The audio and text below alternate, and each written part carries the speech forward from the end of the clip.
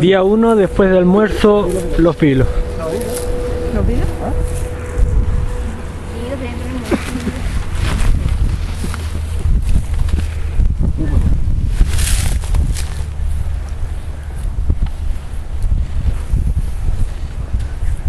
Buena idea esa, Nico. Si las voy a subir. Bueno, para ubicarnos un poco administrativamente, estamos acá en Los Vilos y cuarta región, evidentemente, la provincia más al sur de la cuarta región, que es la provincia de Choapa. Aquí, en las tres provincias que hay en esta región reciben nombres de los tres valles que hay: Choapa, al norte, después Limarí, Ovalle, y Elqui, La Serena. Entonces, Los Vilos. Y Yapel está hacia el interior. Un grupo de ustedes estuvo la semana pasada, hace pocos días, entonces se fueron con un camino que va hacia el interior. Y las chinchillas estaban un poco más hacia adentro. Ahora, desde el punto de vista natural, tenemos la desembocadura, un pequeño curso de agua, el estero Concepción, y generalmente en estas situaciones se produce un tema de dunas, de acumulación de arena, es decir, material que trae ese curso de agua, material de suelo que es de erosión, y que los componentes más pesados, que son arena, se depositan más cerca de la costa, los más livianos más lejos, entonces los más pesados, que vienen más cerca de la costa, son devueltos al continente, como dicen los geólogos, con, digamos, sobre todo durante el periodo de sequía, cuando hay marea baja, que el mar está más retirado, la arena que es devuelta se seca, y como se seca, entonces el viento que predomina el del suroeste en la época de verano, ese viento entonces que trae esa dirección del suroeste hace que se acumule arena hacia el lado norte de la desembocadura del sur. Y ese patrón ustedes lo ven, por ejemplo, las dunas de Ritoque, no sé si ustedes lo deben ubicar, la desembocadura del río Concagua, y al norte de la desembocadura del río Concagua están las dunas de Ritoque. Y así se repiten en varios lugares más. Vamos a ver una que está un poquito más al norte acá, el Teniente, que también está al lado norte. Y esa duna es tanto más activa, más, digamos, se aleja del curso de agua. En las dunas de Chaco han estado la parte más activa, justamente por Chema Revoque, que está más alejado, más hacia el norte. Y aquí pasa más o menos lo mismo. Si ustedes ven, el avance de la arena hacia el interior, hacia allá, es mucho más notorio en esa parte. Vamos a hablar un poquito del control de dunas, pero considerando el contexto general. En la parte más al sur, normalmente, de estas acumulaciones, los terrenos son con menos dinámica de viento, ¿no es cierto? O sea, además que el viento pega más fuerte en esa parte, y por lo tanto desaparecen las dunas y muchas veces humedad. Yo no sé si ustedes están trabajando ahí, voy a contar un poquito de...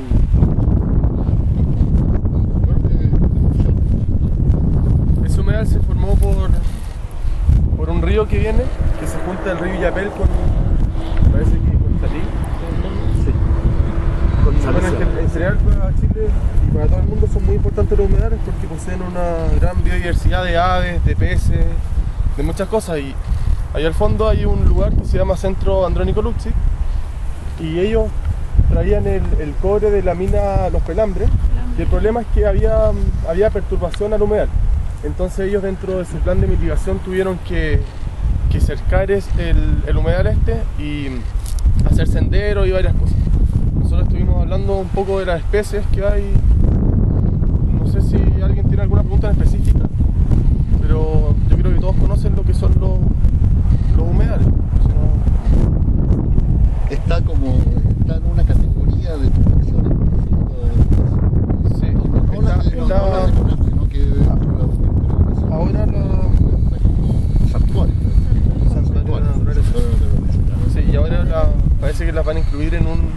sector en la nueva ley que es de ecosistemas acuáticos, pero no estoy tan seguro porque que eran 3 o 4 que eran marinos, pero no estoy seguro si los humedales también los van a incluir.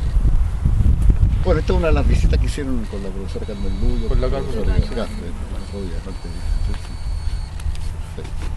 Bueno, siguiendo con la parte de la mina, si ustedes se fijan, bueno, ahí está el puerto, todo eso es un puerto artificial. Los Vilos, la verdad es que antiguamente era un puerto, sacan algunos productos, ¿eh? Hay un muelle incluso que se está cayendo ya, que está en el interior, seguramente lo vamos a ver el día sábado de vuelta, pero esa parte, esa actividad minera, digamos, de puerto, ya en la década de los 60, 70 empezó a declinar, y se produjo una sociedad bastante grande en los Vilos. Estaban buscando opciones, bueno, cómo se podía, digamos, recuperar eso.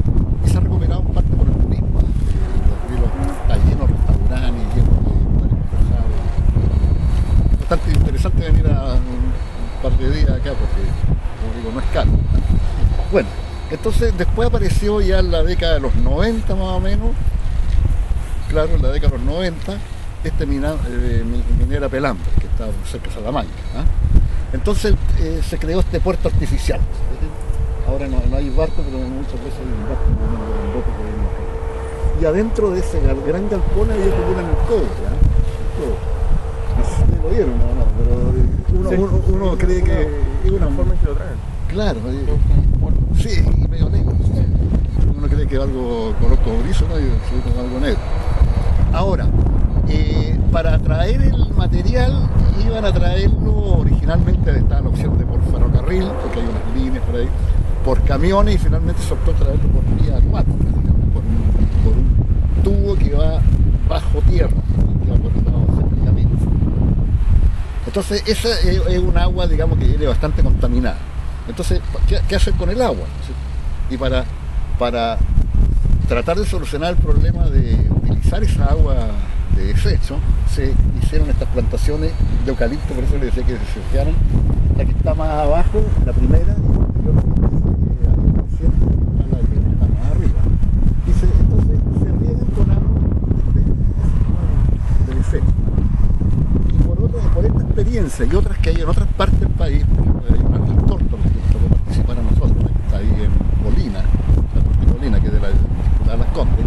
En realidad el eucalipto glóbulo es una especie que se maneja bastante, o sea, se desarrolla bastante bien con esa agua de helado. Este invierno aquí está bastante bien con las plantaciones. Tomen en cuenta que aquí está, claro que más humedad ambiental, pero llueve menos aquí que lo que llueve donde vimos las otras plantaciones. ¿Se acuerdan de esa que a la bajada de la Costa del Menor? Aquí es más seco, en cuanto a lluvia. Y se ven bastante bien. Entonces, eso es una cosa notable, el aprovechamiento, digamos, de esos eucaliptos para esos propósitos. Ahora, volviendo un poco al tema acá,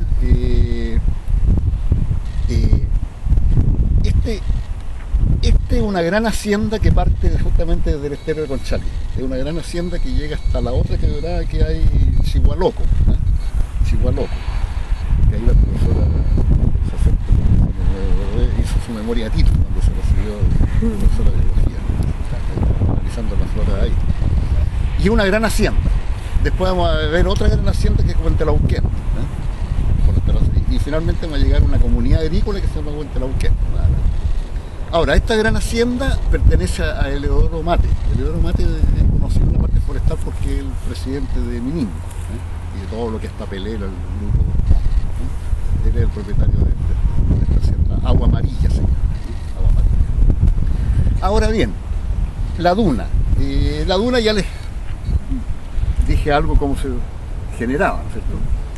Siempre está la duna nueva, como se llaman, que uno ve las arenas de color blanquecino, en fin, pero también están las dunas antiguas, las dunas viejas, que son de origen geológico, que el proceso es más o menos parecido, pero con la diferencia que era cuando estaban los deshielos, en la época postglacial, los deshielos traían grandes acumulaciones también de material y pasaba lo mismo. Y esas dunas viejas se encuentran allá. Por ejemplo, en la subida, si ustedes ven, pasaba lo mismo, se fijaron en Longotoma, donde yo les mostré donde estaba el Cabaldolense, también eran dunas viejas, y ahí también había una duna nueva que no la vimos en realidad porque está medio escondida ahí, ¿eh? Son bastante más grandes, ¿eh? Más grandes porque la actividad era mucho mayor. Y esas dunas están estabilizadas, la parte alta, ¿eh? Ahora, estas dunas en general ejercen, yo diría que, no sé cuál es la opinión de usted, pero la mía, desde el punto de vista paisajístico, es bastante interesante, ¿eh? Y uno cuando va en un paisaje y pasa por una duna es bastante atractivo, ¿no? Es un componente bastante interesante, ¿eh? Entonces, en ese sentido, una duna es un elemento favorable para el paisaje. Crea una condición un poco distinta, pero el problema es que en algunos casos produce algunos daños. Por ejemplo, en el caso de la duna de Chang, ustedes saben que esa territorio que se fundó en 1890 y tanto, el tema era que estaba invadiendo el poblado de Chang, y había varias casas que estaban tapadas. Había en Francia, donde estudié este tema, tocó ver una iglesia que estaba tapada, una iglesia entera. La cruz me la mostraron, estaba por allá abajo, hay un hoyo ahí, estaba la cruz arriba, estaba tapada por la arena. O sea, puede llegar a ser bastante problemático, ¿eh? Allá hay unas dunas continentales cerca de San Pedro de Atacama, Tudor, que también taparon un poblado. Ahí no mostramos diapositivas en un momento. Está el poblado tapado, está construido al lado, está tapado por la arena. En el caso de la duna de Longotoma, que está un poquito más al sur, invade terrenos agrícolas. En el caso de las dunas de Toque también. Y en este caso particular, el problema era que tapaba la carretera panamericana. O sea, cuando había viento al suroeste, empezaba a correr la arena, pero no era problema que pasara la arena, uno la veía pasando de un lado a otro en la carretera, sino que el problema era que se acumulaba ahí. O sea, de repente quedaba una acumulación de arena, entonces tenía que venir un bulldozer y estar sacando la arena, además que era peligroso, porque había que hacerle el quite a la arena, en fin. Entonces, en la década de los 70, más o menos en 1978, el Ministerio de Obras Públicas hizo un convenio con la CONAF para solucionar este problema. Y se hizo en varias partes de Chile, ¿eh? Por ejemplo, recuerdo, no sé si conocen Tirúa ustedes, Tirúa, que está al norte de la nueva región, al sur de la octava, Tirúa. Ahí también pasó algo parecido, ¿eh? Si alguien conoce el pueblito de Tirúa, y entonces se hizo, bueno, un convenio para evitar que la arena se siguiera tapando la carretera. Entonces la CONAF lo financió el Ministerio de Obras Públicas y la CONAF hizo el trabajo, ¿eh? Y bueno, la metodología general no alcanzamos a verla en clase, la vamos a ver después, pero en general la idea es, o sea, hay un planteamiento macro, pero es un poco teórico porque en la práctica imposible, sería manejar toda la cuenca hacia arriba para que no haya esta erosión, pero eso es de muy largo plazo. Entonces, al final lo que se llega es trabajar el lugar mismo que está produciendo. Y hay la metodología que se aplica y en la cual, bueno, nosotros tenemos bastante experiencia porque ya, como le digo, Federico Albert ya hizo un trabajo. Y en Francia hay trabajos mucho más antiguos al respecto. Consiste en una combinación de técnicas que usan materiales inertes, como son pequeñas empalizadas de madera, con material vegetal. Entonces, el planteamiento general implica primero tratar de que no ingrese más arena desde la playa,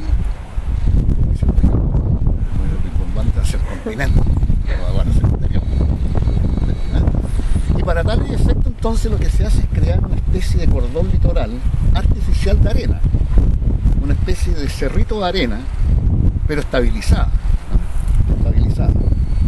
Y para eso entonces se ha usado Chang, Confín, Aragua, Tirúa, bueno, y aquí también se ve. Entonces, para lograr formar esa, no quiero entrar mucho en detalle ahora, pero una combinación de empalizada con vegetación, pero vegetación lo más pequeña y rastrera posible, de alguna planta que sea capaz de crecer en condiciones de acumulación de arena. Y esa planta, la que ha tenido mucho éxito en Francia y en otras partes, en Uruguay también se han hecho trabajos de esto, es la Ammophila arenaria, que es esta gravina que está acá. Aquí está bastante vegetada ya. Esta Ammophila arenaria es una planta originaria de Dinamarca. Dinamarca se hicieron controles 1800 y tanto, 1700 incluso. Pero a Chile llegó desde Oregón, de Estados Unidos, y se trajo justamente para Chanco, en la década de los 50. Ahí tengo la duda, Federico Albert me parece que no trabajó con esta especie. Tengo entendido que llegó en la década de los 50. Y es una especie que es típicamente sí utilizada para zonas como Arauco, como Iquique, como Chanco, zonas más lluviosas, mediterráneas pero húmedas, perhúmedas o al menos subhúmedas.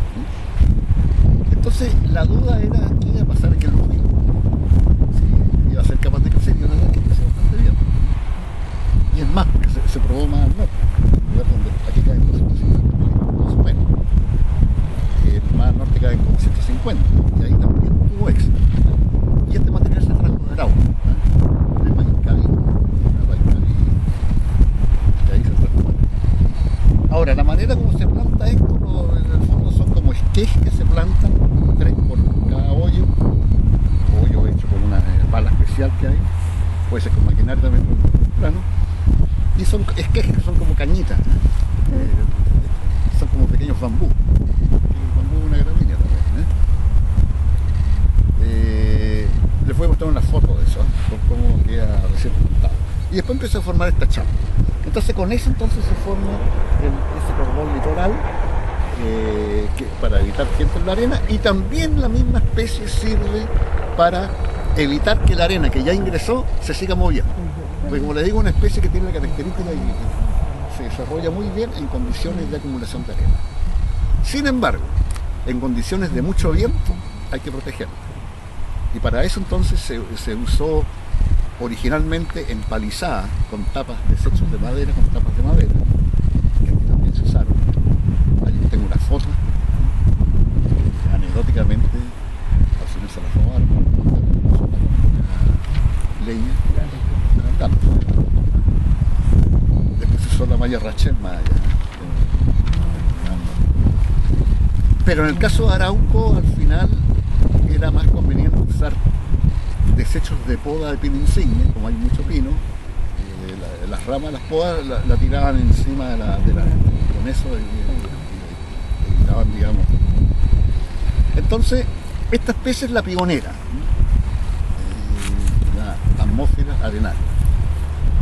La especie pionera cuya función es estabilizar la arena de manera que no se siga moviendo, y en el caso del cordón litoral, crear ese cordón litoral de manera que no ingrese más arena hacia el interior. En el campo de duna probablemente tal, es una especie pionera. Pionera porque después viene una especie mejoradora de suelo, que tradicionalmente lo que se usaba acá, estamos hablando de Arauco, Iquique, Chanco, es una leguminosa que mejora las condiciones de nitrógeno y que ha sido el Lupinus arboreus. No sé si lo ubican ustedes, que es una flor amarilla. Si estuviéramos en primavera se nos podría mostrar el camino. Aquí había un ejemplar, pero es una especie de poca longevidad. Se usó acá, pero ya no está, es un superpeso. Y después, en tercer lugar, viene ya la instalación de la especie definitiva, que normalmente es un árbol, que en el caso allá de Chanco, Arauco, la especie mejor, adivinen cuál es, el pino insigne. Incluso mejor que el eucalipto glóbulo, porque el glóbulo no anda muy bien en los el pino insigne. En el caso de Francia, el pino marítimo, pero aquí en Chile el pino insigne, mejor todavía. Ahora, en este caso, la especie definitiva que se plantó fue la que ustedes pasaron recién, que es la acacia salina. La acacia salina, que es el árbol, yo creo que es la especie arbórea que más vamos a hablar de ella en cuanto a forestación. Y este es el primer caso en una duna. ¿Sería como la mejor para el control? Y no sé si la mejor, pero es una buena opción. ¿Por qué digo esto? Porque nosotros en Ritoque toque en la década de los 70 y hay un nietito de Gabriel Boyor, ahí está descrito todo, y hicimos como un ensayo de introducción de especies para duna. Y la que nos dio mejor resultado fue el Tamarix canica. No sé si se ubica el Tamarix. Ahora, la duda que me queda, si daba mejor resultado por la especie, sin duda que sí, o por la manera de plantarla, porque el Tamarix se planta como una estaca grande. Entonces, ese sistema de plantación a lo mejor era más favorable para una arena, pero fue la que nos dio mejor resultado ya. Pero esta sería una de las buenas acá, además que cumple con... Además, la ventaja que tiene esta sobre el Tamarix, que esta es leguminosa, entonces produce nitrógeno. El Tamarix no lo hace. El Tamarix es resistente a la salinidad. Pero hay otra acacia, que es la acacia Cyclops, que se los voy a mostrar mañana, que no la hemos probado en duna, pero los israelitas sí. Y es una acacia australiana, que es más chica, pero más resistente. ¿En qué sentido más resistente? Se puede colocar en lugares más expuestos al viento. Esta, si ustedes se fijan, está media peinada, cuando el lugar del viento está bastante con problemas. Ahora, la acacia saligna tiene el problema de que en condiciones de estrés no vive más de unos 15 años. Y aquí ya pasó de más, por eso que está ya vegetada. Entonces, en el fondo, el control de duna es un buen ejemplo de recuperación de áreas extremadamente degradadas. A eso le llamamos donde prácticamente casi no hay suelo en algunos casos.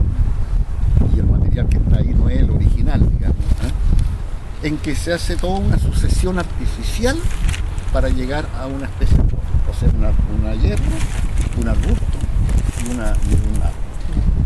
La hierba, entonces, se plantan unos esquejes, por vía vegetativa, esquejes que se sacan del mismo material de la duna. En Arauco, por ejemplo, se sacan un pedazo de esto y con un machete se despunta y se crean unos esquejes más o menos unos 40 centímetros y se plantan hasta la mitad. El lupino arbóreo por siembra directa y la especie forestal normalmente o arbórea